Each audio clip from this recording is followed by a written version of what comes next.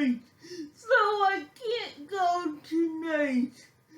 Then I remember I have a PCA at 5:30, and the round trip takes 2 hours. So I need to decide if I'm going to go or not. I asked the cat, Lisa, what do you think?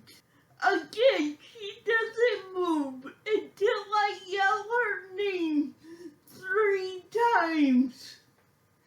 Then she pops up. So I asked her again, Lisa, what do you think?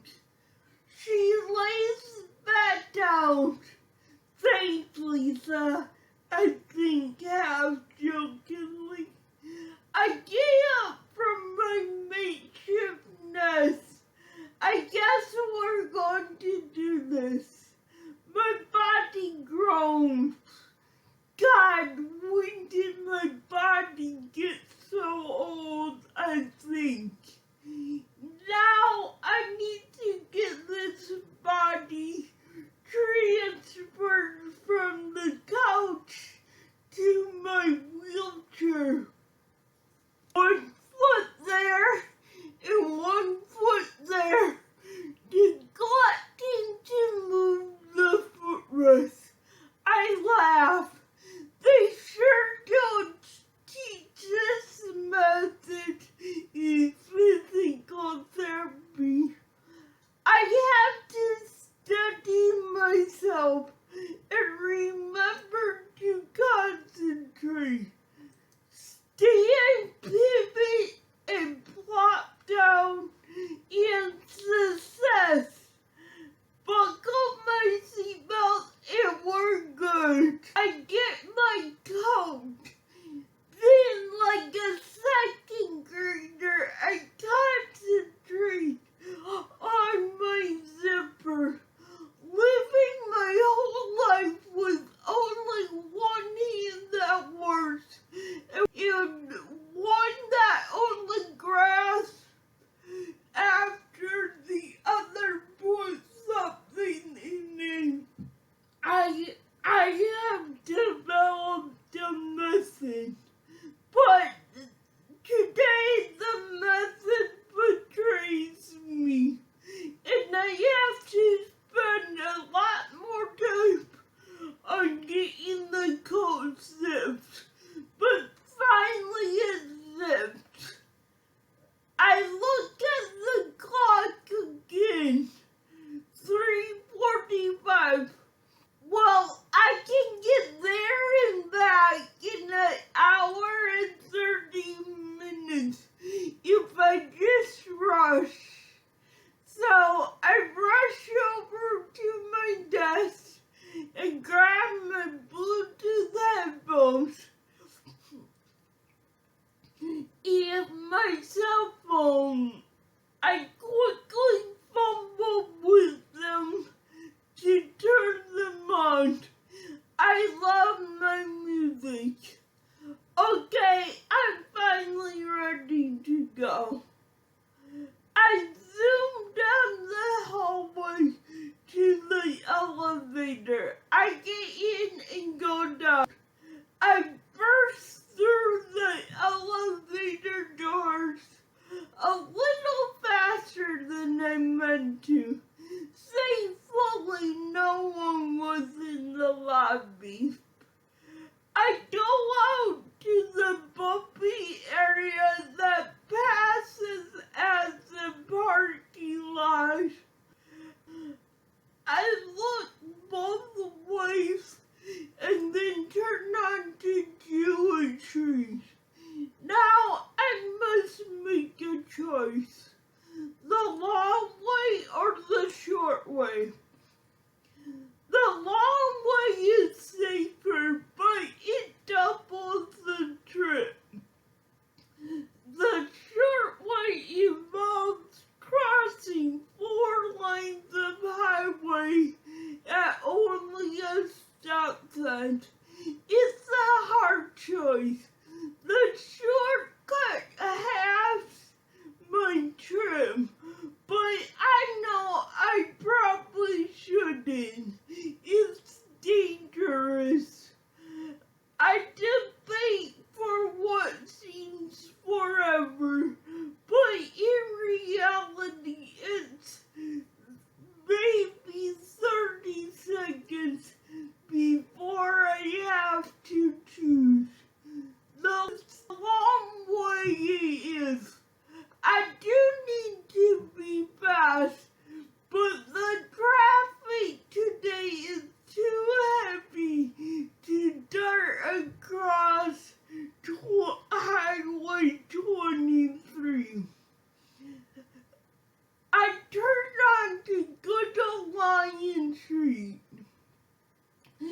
It has bike lanes on it, which makes the drive so much easier. It goes the driving lane, the bike lane, and then a lane for cars. I tried to stay in that parking lot. I figured that way there's a whole lane between me and the passing cars. However, lately it's been hard to use the parking lane because of all the cracks due to winter. They pull my wheelchair and chew up my airless tires. Suddenly, my chair comes to a dead stop and spins 90 degrees. I know this feeling. Damn it, Chelsea, that awful pothole every time you hit it. I simultaneously begin my emergency routine. Remove hand from joystick, close eyes, and tuck. I tuck because I had a friend who tipped his wheelchair over and broke his arm trying to brace himself. My wheelchair comes to a stop, and I open my eyes and check out the damage. Okay, good. No damage. I trudge on. 15 minutes later, I'm at Walmart. Let the games begin, I think. I enter the sliding glass door and grab the basket. The door greeter eyes me. I know this look. She's not sure what to do. Should she help or not? I understand her dilemma. Some people with disabilities get upset and yell at the person trying to help. I just don't like how she stares at me with the questioning look. I would like to say, it's okay, I got it. But chances are that with my speech impairment, it will for sure bring her over, and maybe with more concern. So I quickly grab my basket and pray she doesn't come over. My first stop is the pet section. I don't want to forget Lisa's food. I can usually handle this section by myself. Carefully, I start to pick up the cans of cat food.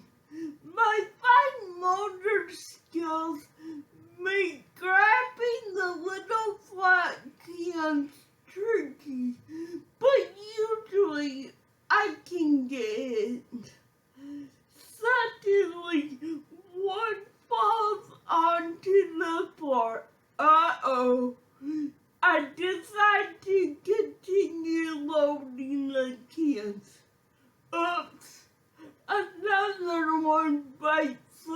bus. I finished getting the cans loaded. Then I quickly looked to see if there's anyone around. I'm all by myself. I would reach down and pick the cans up, but that required juggling the big blue basket on my lap. Therefore, I used my foot to get the cans off to the side, feeling a little guilty that someone must come along to pick them up. Continuing on my journey, I picked up a few more items: shampoo, body wash, lotion, light bulb, etc. with no problem. Then I get to the houseware section to get the long straws I use for my pop bottles. They are on the top rack. I know I should ask for help, but it can be such a pain to hunt someone down.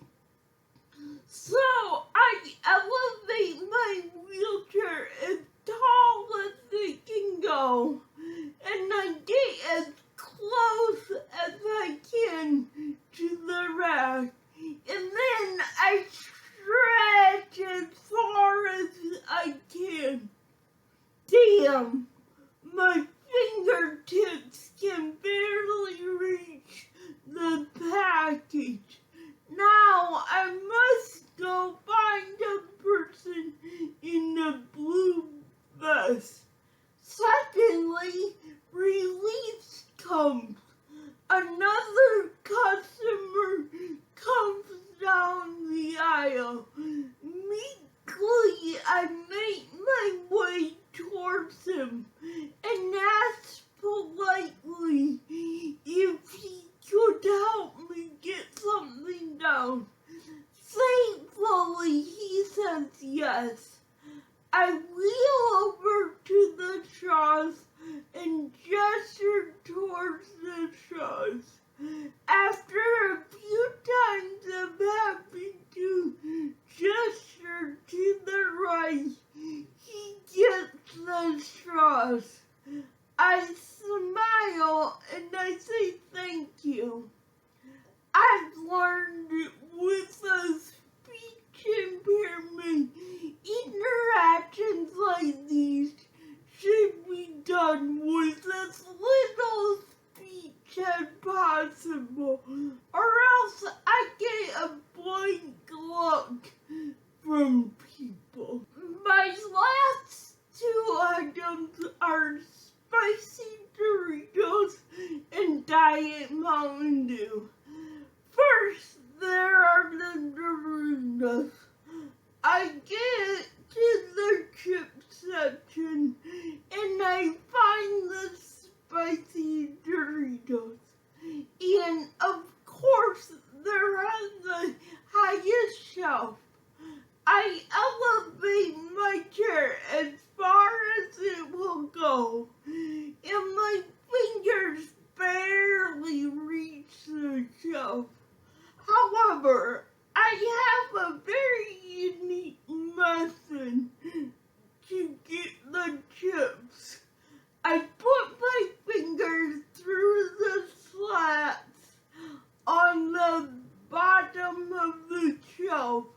I pull the bag of Doritos until it sits half on and half off the shelf. Then I make sure my basket is in place. And I poke again, and she scores. The bag of Doritos falls in the basket. Finally, I get to the pop section to get a 24-pack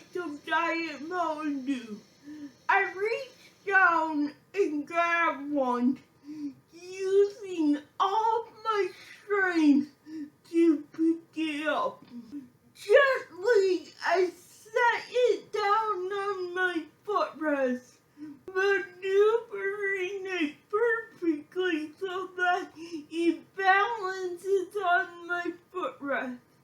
Next, I tilt my wheelchair back and put my feet behind the 24 bed, creating a sort of cradle for the pup. This way the soda won't fall off when I'm driving down the road.